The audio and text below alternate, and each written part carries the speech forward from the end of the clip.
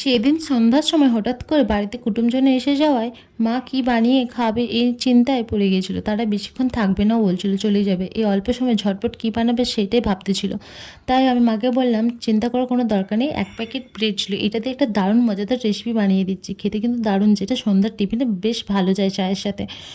প্রথমে আমি একটা ছুরির সাহায্যে ব্রেডগুলোকে দু টুকরো করে নিয়েছিলাম। তারপর একটা কড়ার মধ্যে তেল দিয়ে একটু জিরা ফোড়ন দিয়ে এরপর লঙ্কা গুঁড়ো, হলুদ গুঁড়ো এবং পেঁয়াজ কুচানো, আদা বাটা, রসুন বাটা, সেদ্ধ করা আলু দিয়ে একটা ভালো করে আলুর স্টাফিং বা পুর বানিয়ে নিয়েছিলাম। তারপর কেটে রাখা আগে থেকে ব্রেডের স্লাইসের ওপর এই পুরটাকে দিয়ে ভালো করে উপর থেকে আরেকটা ব্রেডের স্লাইস দিয়ে হাত দিয়ে এভাবে চেপে নিলাম, চেপে নেবেন।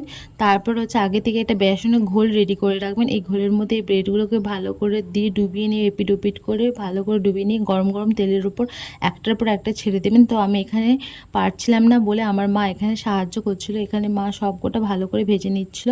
হালকা হালকা লাল হয়ে এলে এগুলো কড়া থেকে নামিয়ে নেবেন। এই তো রেডি হয়ে যাবে আজকে ব্রেড পকোড়া, যেটা খেতে খুবই দারুণ এবং মজাদার হয়। আপনারা চাইলে এরকম গোটা ব্রেডের ভেতরে পুর দিয়ে পুরোটা ভেজে নিতে পারেন, না কেটে। ব্রেডটাকে ভাজার পর শেষে আপনারা চাইলে ঠান্ডা হয়ে এলে একটু একটা ছুরি দিয়ে মাঝখান দিয়ে কেটে নিতে পারেন, এটাতে আরও সময় কম লাগে। এই তো রেডি হয়ে গেল আজকে ব্রেড পকোড়া।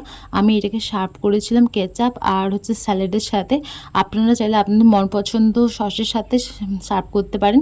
আর সন্ধ্যের চায়ের সঙ্গে এটাও খুব একটা মন্দ যায় না, এটা খুব একটা দারুণ যায় চায়ের সঙ্গে। অবশ্যই যদি কখনো মনে হয় এরকম চায়ের সাথে সার্ভ করতে পারেন। তো কুটুমজনরা তো খেয়ে তারা খুব ভালো বলেছিল।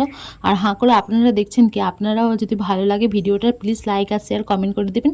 আর বাড়িতে অবশ্যই এটা বানিয়ে বা ট্রাই করে খাবেন আর আমাকে কমেন্টে জানাবেন কেমন লাগলো।